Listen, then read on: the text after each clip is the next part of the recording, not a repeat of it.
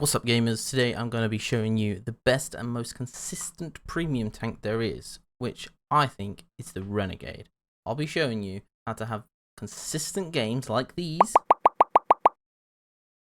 and how I also made over 400,000 credits in one singular game. I hope you enjoy it, and don't forget to subscribe and hit the like button to help out the channel. Okay, so the M54 Renegade, probably the best premium tank, especially for making credits, that there is. It's my favourite tank. It's the most consistent tank. Let's put that on there. We are on the Glacier map. I've got improved hardening, vertical stabilizers, obviously all the field mods, and then I've got the bounty gun rammer. Support my position. In the last slot for the most DPM possible. Now the armor is extremely good on this. It's I appreciate it. well, extremely good. It's a bit of an iffy one. It is a hull shaped like a boat, so you can easily side scrape, but the issue is the big tumor on the top. The big tumor on the top, as you can see, is extremely weak. Now, there's two of us.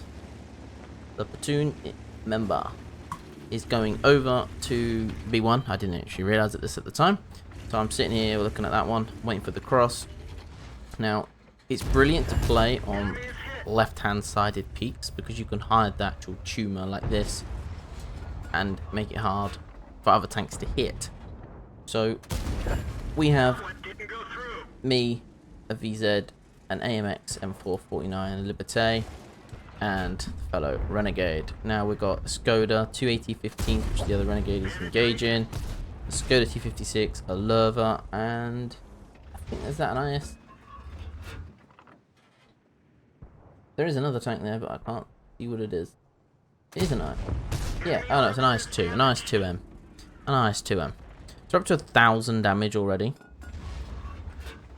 And the AT-15s, oh, there's an E75 TS as well. The AT-15s are pushed, so we're extremely outnumbered. There's 1, 2, 3, 4, 5, 6, 7 tanks.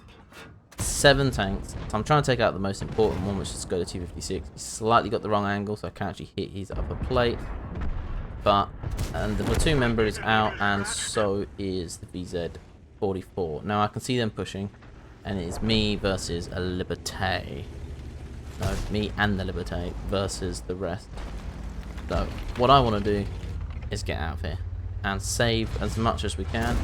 I'm going to stick one into the AT-15, track him. Luckily managed to bounce. And at this point I'm on Discord, and I'm saying I can hold these with the Scorpion G behind me with a little bit of assistance. I was like, I'm gonna hold every single one of these back. One, it's a right-handed side is covered. The right-hand side is covered, so the tumor is not going to be getting hit. The AT-15, unfortunately, we get a critical damage on him. But we start at 1,378 damage. E75 bounces. Now, I'm going to focus on taking guns out. The more guns that are not in front of me, the better. Obviously, the 252U is actually coming over to give me some assistance, which is nice. That is the hull. The boat-shaped hull that I was on about. It's very nice. So the Lerva is actually still quite far back, but yes, the Skoda is still there, which we bounce him. And we bounce the AT-15. So we just... Fortunately, it dips to the right. That probably should have actually hit him. It's, you know, it's a fairly accurate gun. Extremely good gun on this. Oh, we spot these 25. Now, he's going to be an issue because now I've got to go forward and I can't side scrape, which isn't what I want to be doing in this. I'm having to try and give the best angle, and where I can sort of wedge it up onto the iceberg's ice, it's sort of giving a hard angle for them to hit. Now the Skoda is something I really want to take out, but the E75 just comes boshing around the corner and we can just stick one straight into him. Now we're up to 1,600 in assistance, mostly from spotting, because obviously we're spotting them. And not actually that much tracking shots, which is surprising. Now there's still 4 tanks in front of us, an AT-15, an E75 TS, the Super Hellcat, and a Lerva, and to the right is an E25. Now currently we're extremely equal on HP. It's 500 going for us now. So I decide I'm going to push up. I've got a little bit of help from the 252U. And these guys in front of us, I've taken a lot of their HP. And we missed out a kill there, so 1 kill we missed. And the lava, we could have gone straight through his side bit, but tried to go for the weak point on top, and it goes off to the left, and unfortunately armor not penetrated. Now, it doesn't carry a whole lot of shells, but we have obviously fired a lot. Don't ask me how that didn't go in. I have no idea. But good thing about the Renegade, it has amazing DPM, especially for a heavy tank. But there is currently a unspotted E75 TS again.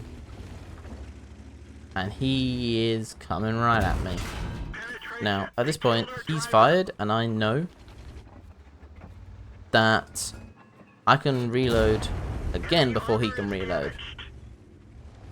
What is the dog doing? What are you doing? So, we're going to try and get another one into him, because he's just fired. We're going to stick one into him. I know that he's still reloading. I can reverse. I'm going to try and get a decent angle in case he can get me. And we stick one into him.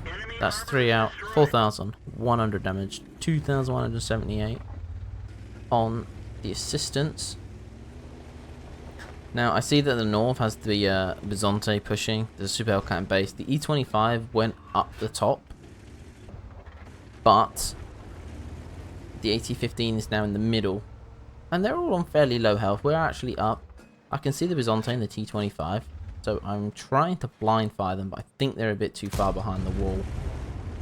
Oh, I think they've already gone behind it. So now, at this point, I look at the HP, and I actually do notice, I think it might be after this shot, that I don't have a whole lot of shells left. So we're going to push into the middle to try and assist these guys. T-25-2. Stick one into him. Now, that's another kill missed from an extremely low roll in the sense of this tank. We're going to push the E25. Trying to take some of the map back. We are 1,100 up, so that's always a good thing. See if I can find this E25. Can't find the E25. Can't find the shot on the E25, actually. Now, at this point, I'm just trying to work out. One, I don't want to get hit by artillery, because we know that they have a bit of a hard-on for us. Luckily, that one misses. The Super Hellcat. Now, the E25 is quite a dangerous tank. He knows that he's got the camo. And we're going to take out this Hellcat. We're going to take the Hellcat out. Look at the DPM on this tank. Especially back there when I was holding that corner. It just was coming out and out and out. We see the AT-15. Stick one straight into him. Close range. Don't need to fully aim. Just fire. Now we're up to 4 kills.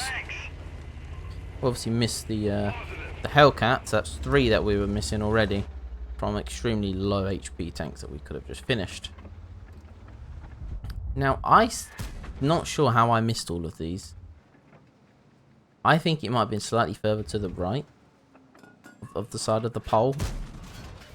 But he was there. Yep, now that IS-2, ISU-152K, the old ISU, is a dangerous tank. You don't want to get hit by him. He has the big old, is it BL-10 gun? Or like 750 Alpha. Down here at tier 8, oh, that's taking out the rest of us. That will shift how the battle goes if he hits pretty much any of these tanks that are left. And we're going to try and get one into the side. And I actually think I might have taken his gun out there. We'll have to have a look in the post-game stats if I damage any of his modules. Because that was right through like the turret mantlet side of it. And there you go. There's that GW Panther. An average roll will kill him here. 358. So there is 2 HP left. And we missed the shot. So currently we're missing 4 kills with 4 kills. That's 8 kills we could have had by now. If the RNG went our way a little bit more. But we're up to 6,000 damage and 2,709 assistance damage. Now, for me, this tank is the king. I'm going to have a full tank review on this tank. I'm going to show you how to play it. I'm going to show you how to kind of bounce, side scrape in this tank, how to avoid getting hit in the tumor a bit, and the armor profiling, and how to take it out if you are against one. And there we go. We finish off with 6,118 damage, 5 kills, 2,709 assistance, and 1,860 blocked, which is not too shabby for a tank. But let's go jump into these post-game stats and see how the game actually went. These are the post-game stats for that game. There was 402,000 credits. Monstrous. Mastery badge, obviously. A steel wool. We managed to get patrol duty for helping my team damage at least 6 enemy vehicles by spotting them. The high caliber and the Confederate just deal 6 damage to 6 vehicles. 2,709 assistance. 2.3k of that was spotting, so barely any tracking. And the tracking came from the leather, actually. So pretty much all spotting from these tanks here. We actually dealt a lot of damage to a lot of the tanks. 108 him, force 96. Let's have a look at that ISU 152k. No, we didn't do any module damage to him. Wow, I thought he was going to take his might have damaged his gun or taken his gun out with that shot, but it didn't seem to. We definitely did a lot of module damage to those two though. 10 in total. So we got a lot of awards, spotters, duelist, bruiser, hand of god. So we came on top with 6,118 damage, a 2,029 base XP, which is beautiful. Completely putting the team on the back. The boss got 5 kills. He was the one that was taking a lot of my kills from behind, unfortunately. We would have probably got close on to 9 to 10 kills, possibly.